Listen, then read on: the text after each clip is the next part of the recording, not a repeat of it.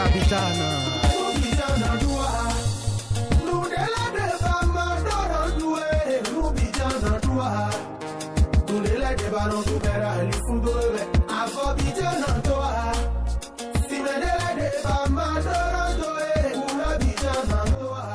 Mechi todo mi tole mi kudo yonu zangbe azanten igodo li asunme ni me agbokugbe ton le mi na tun lo jiro igbe si azangbe yo mi na blo nu gege bla polo ji asumi ton ala simi ton ka polo wan ni aji akwes mi me ma odo asu a mi me ma odo asia ele igbe si azangbe mi ni ton se ko igbe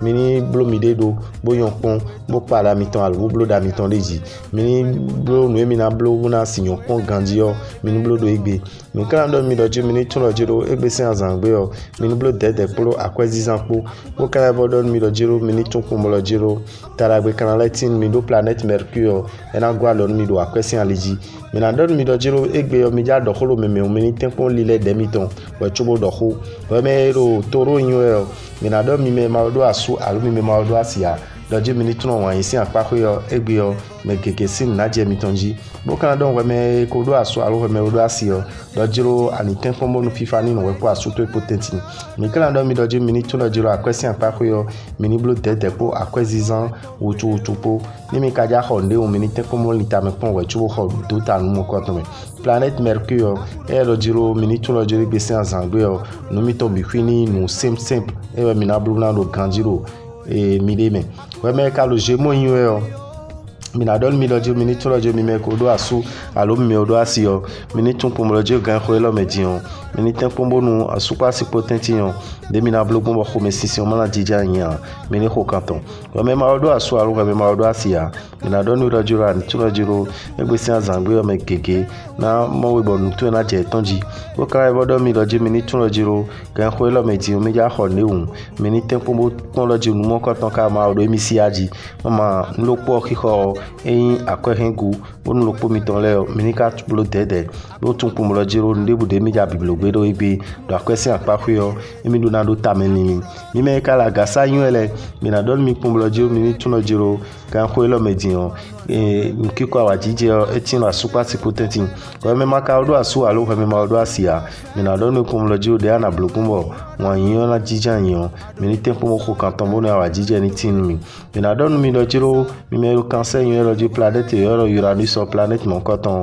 e do jiro emi na ho akweli mi bo akwe ba mi de o mi na mo yiro egbe si azangbe matre do nu kuton we me Saturne so we me ro cancer yo planète Saturne do jiro emi na do vek pe de mi la men mi do la men na no kan isi apako ba mi kan tun pom lo jiro kan ko lo me di mi ni blo tete bonu ko me sisi yo ni ma jijan lo azomi ton ko mi me ka lo kini yo planète yo mercure e do jiro emi na gwa lo no asupa sipole domina tun pom lo jiro de mi na blo pom bon kiko ajije ratino mi tentin yo mi na li tameni ton bo kan blo deji we me ma do asu alo we me ma do asia mi na don lo jiro me ana mombo na yin asubna segbenu ya lo asubna no gbejinu yo esin tameni ko adero egbesin azanwe no po mi ton le mi kan do mi do planète aton ofin la gwa lo mi da kwesi apako bo tara gbe na gwa na tin mi kan tun lo ji mi kun do ajo mi de do alo mi na jodo bo famille mi ton alo asimi ton se famille on e na nu do ko mi ton me ro gbe yo re kun adagbe mi o mi me ka vierge yin ele yo mi na don mi lo jo mi ni tun po mo lo jiro egbesin azangbe yo nu gege ti wo asupa sipole mi do na yin biblo todo po be na indagbe ni bo kan no we me ma odo asu alo we me ma odo asia do planète yo lo venu sur planète mon coton e di do jiro mi ni blo dede bo ka tun lo jiro ni limito le na yin yo ado wan isi apako akwesi apako yo mi na tun pom lo je soro eni pe mi ro egbe bo mi ma lo hun doji bo nu nuwe ma na blo a mi na do mi na biblo to blenwo e lo je mi ni tun pom lo je planète Jupiter de so e ka le bo di do jiro emi na gwa lo mi ro aso si apako ba zo mi ton na do nko igona mi ka le bo tun lo je mi ni tun lo jiro kan ko lo medion nuwe nu bo mi na mo le difio e ma do jiro tantan alo e ma do hon de kon o we me ro balance yin we planète yo venu sur planète mon coton e di do je mi na gwa lo nu asupa sikule bo kan do mi lo je mi ni tun pom lo jiro de mi na blogun onu kiko awajije latino mi me wele tentin mi ni ko kanton Kwame maodo aso alo kwame maodo asia anamo me anamo le bona yin ana so pa so po e aja mi mo gbe do igbesi asan we planète yoro mercure planète mon coton e so e do mi na gwa lo mi bo mi ya be akwelo nde me o mi na pe obuna in biblioto boka te pombo no igbesi asan we o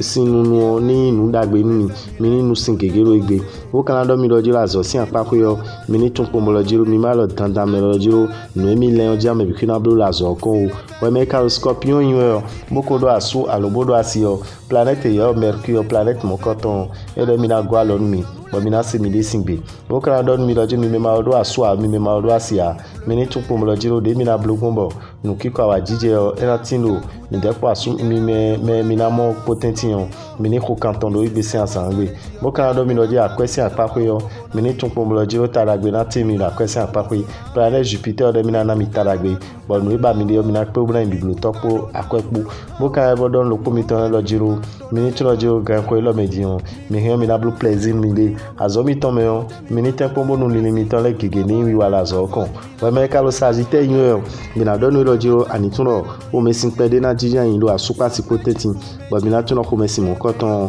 e kana zon bo nu gege na ti bo mi na babla do jiro dandan me o de mi le bagbon aso mi ton na blogon de mi bagbon ase mi ton na blogon e do ni obi fina don tagbawa weme makaudo asu alo weme maudo asia mina doni do jiro wa yin si apako yo nu ado nu kwa ton ade yo nu wa yin si aleji yo anaimi montodo egbesin asangbe bo kana do jiro nu mi ma do nu kunton emi na mo ido akwesi apako wa akwesi kamiton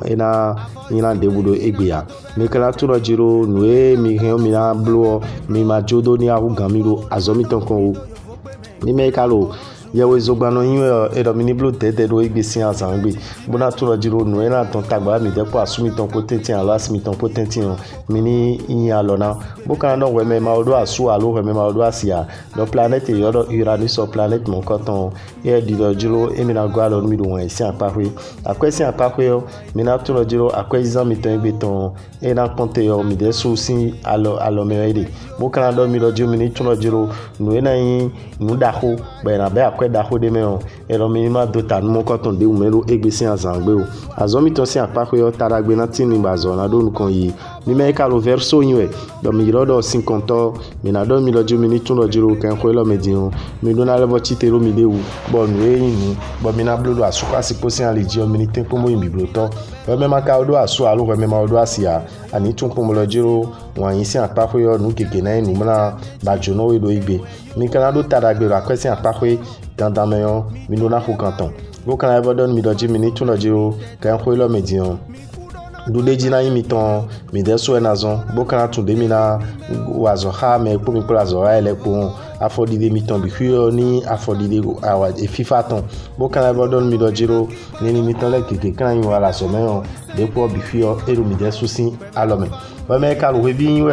bo ma odo asu alo bo ma odo asia mi na do ni lo jiro ani tun lo jiro kan ko lo medin wa yin yo e wa inu e mutaji ba do ni pon we mi me ka odo asu alo mi odo asio mi na tun oji ko me sisin pede na wa nu kiko pede na wa do asu pa si potenti no egbesin azangbe o kan do nu mi lo jiro mi ni tun ojiro kan ko lo medin azomi akwesi apako yo mi ni tun ko lo jiro economy biblo e we na mutaji mi bo mi na blo economic pede mo na tun de mi na blo plaisir mi de gbon bo kan do mi lo je azomi ton mi ni tempo bonu FIFA 5 ans mi na ko azo me bo dagbe na do tin mi da me ora bitan do gbe mi blo ma ogberu to FIFA ni kondo lopoloko mi ton leji mi na yiro mi yon 94 46 15 75 96 44 90 89 na tien lopoloko mi ton le